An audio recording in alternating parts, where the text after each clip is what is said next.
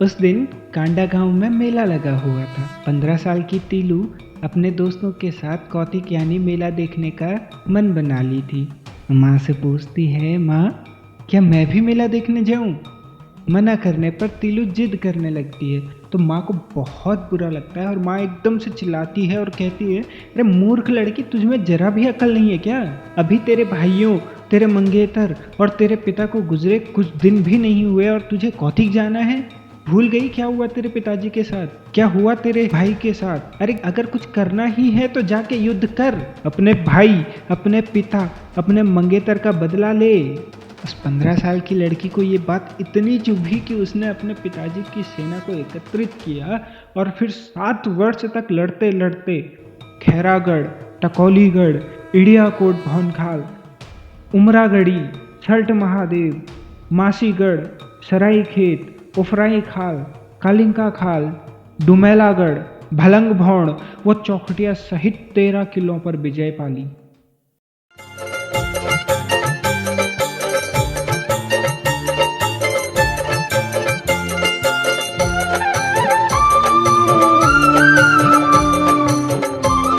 नमस्कार, मेरा नाम है संजू और आप देख रहे हैं द उत्तराखंड न्यूज।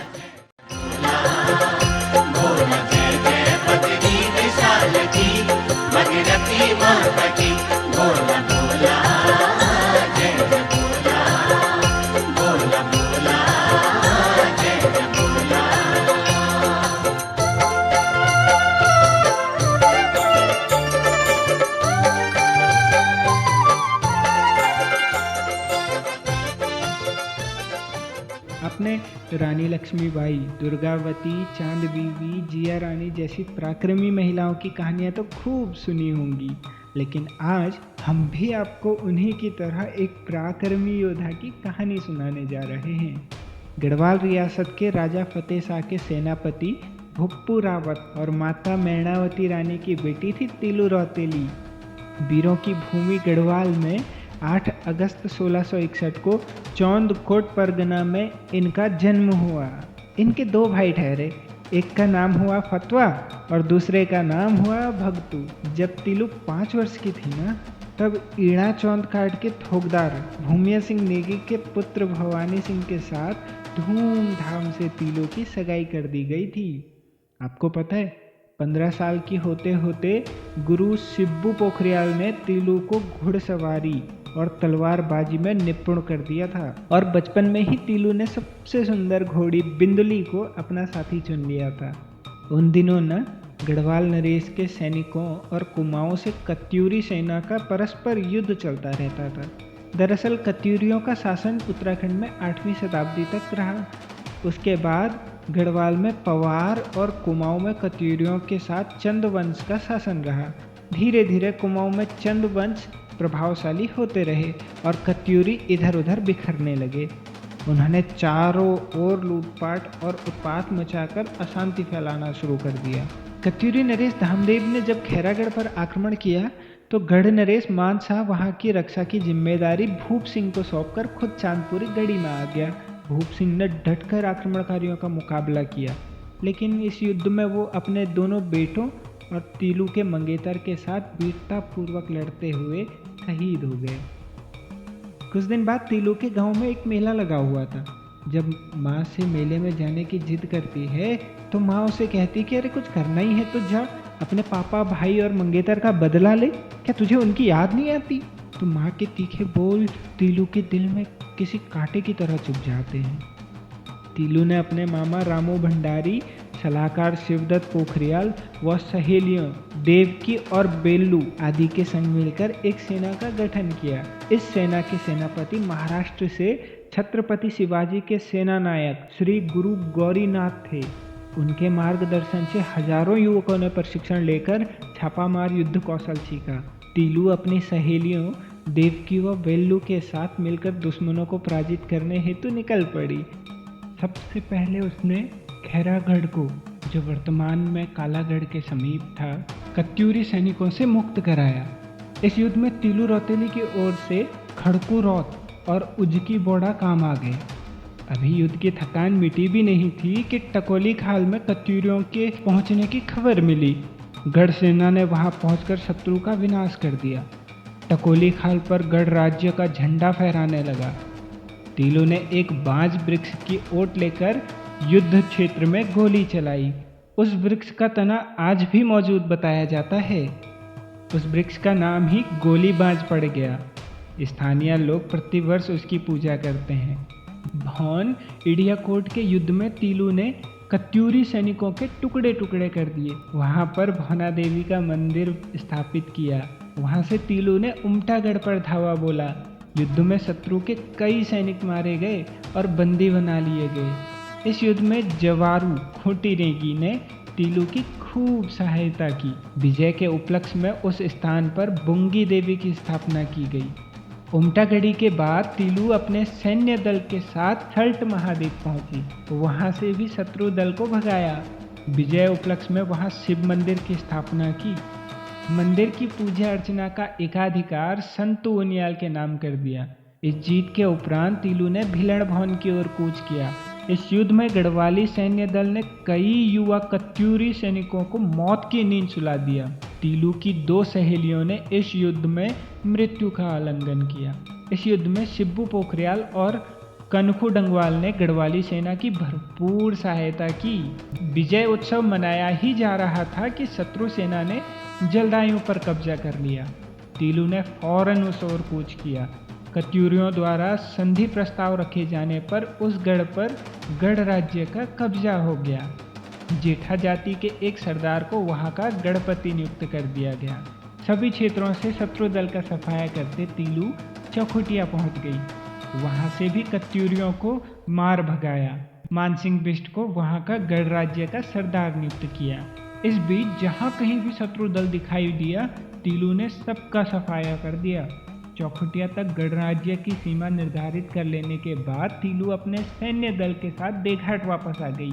उफरे खाल और ढोंडिया लक्ष्यों का भ्रमण कर वहां गणेशु बंगारी, रामू भंडारी और प्रहलाद ढोंगियाल को मुखिया नियुक्त किया। कालिंगा खाल में उसका शत्रु से जबरदस्त संग्राम हुआ। बीरों खाल के युद्ध में उसका मामा रामू भंडारी युद्ध करते वक्त मारा गया। बुंगी और पैनों के इलाके में भी कत्यूरी सैनिक घुस आए थे। तीलू ने वहां से भी शत्रु को मार भगाया। चारों दिशाओं में विजय का डंका बजाते हुए तीलू सरायखेत पहुंची। यहीं पर उसके पिता भुप्पू गौरला भूप सिंह रावत ने युद्ध लड़ते लड़ते प्राण त्यागे थे। सरायखेत में कई कत्यूरी सैनिकों को मौत के घाट उतारकर उसने पिता की मृत्यु का बदला लिया। यहीं पर उसकी बिंदुली घोड़ी शत्रु दल का निशाना बनी। विजय पताका फहराने के बाद वो अपने आधार शिविर कांडा पट्टी खाटली आई, जहां उसने शिब्बू पोखरियाल के माध्यम से अपने पितरों का तर्पण किया। ऐसी वीरांगना तीलू रौतेली का प्राणोत्सर्ग अत्यंत कारुणिक और हृदय विदारक रहा। तल्लाकांडा शिविर के समीप पूर्वी नयार नदी में स्नान करते समय रामू राजवार नामक एक कत्यूरी सैनिक ने अवसर पाकर 22 वर्ष की तीलू पर पीछे से तलवार से प्राण घातक हमला कर उसे ढेर कर दिया। धन्य है ये गढ़वाल की वीरांगना। तीलू की याद में जब रणभूत नचाया जाता है तो अन्य योद्धा जैसे शिब्बू पोखरियाल, घिमडू हुड़क्या, बेलू पत्तू सखियाँ, नेगी सरदार आदि के पशुओं को भी नचाया जाता है। कांडा और बीरों खाल के इलाके में हर वर्ष तीलू की स्मृति में मेले का आयोजन होता है और पारंपरिक वाद्यों के साथ जुलूस निकालकर उसकी मूर्ति की पूजा की जाती है।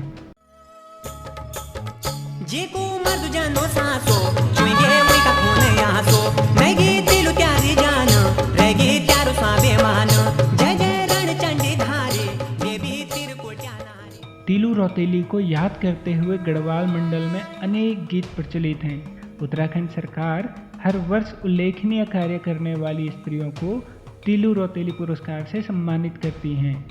दरअसल तीलू रौतेली के जयंती के मौके पर हर साल 8 अगस्त को इस कार्यक्रम का आयोजन किया जाता है, जिसमें विभिन्न क्षेत्रों में सराहनीय काम करने वाली महिलाओं को पुरस्कृत किया जाता है। इनमें साहसिक, सामाजिक, खेल, शिक्षा समेत अन्य क्षेत्रों में सराहनीय कार्यों के लिए महिलाओं को सम्मानित किया जाता है। इस साल भी 8 अगस्त को उत्तराखंड की वीरांगना तीलू रौतेली की जयंती पर देहरादून में सम्मान समारोह का आयोजन किया गया था। इस दौरान महिला एवं बाल विकास विभाग द्वारा विभिन्न क्षेत्रों में सराहनीय और उत्कृष्ट करने वाली 12 महिलाओं को सम्मानित किया गया था। मुख्य अतिथि राज्यपाल lieutenant general retired Gurmeet Singh ने सभी 12 महिलाओं को तीलू रौतेली पुरस्कार से सम्मानित किया। इस दौरान विभागीय मंत्री रेखा आर्या भी मौजूद थी। जिन महिलाओं को तीलू रौतेली पुरस्कार से सम्मानित किया गया था उनमें अल्मोड़ा से शशि जोशी को साहित्य के क्षेत्र में, बागेश्वर से दीपा आर्या को खेल में, चमोली से मीना तिवारी को सामाजिक कार्य के लिए, चंपावत से मंजू बाला को शिक्षा और समाज के लिए, देहरादून से नलिनी गोसाई को पत्रकारिता के लिए, हरिद्वार से प्रज्ञा प्रजापति को खेल के लिए, नैनीताल से विद्या महोतोलिया को शिक्षा और स्वच्छता के लिए, पौड़ी से सावित्री देवी को अदम्य साहस के लिए, पिथौरागढ़ से दुर्गा खडायत को महिला एवं सहायता समूह क्षेत्र के लिए, रुद्रप्रयाग से गीता रावत को आजीविका संवर्धन के लिए, उत्तरकाशी से लता नौटियाल को सामाजिक क्षेत्र और उधम सिंह नगर से प्रेमा विश्वास को खेल के क्षेत्र के लिए सम्मानित किया गया था।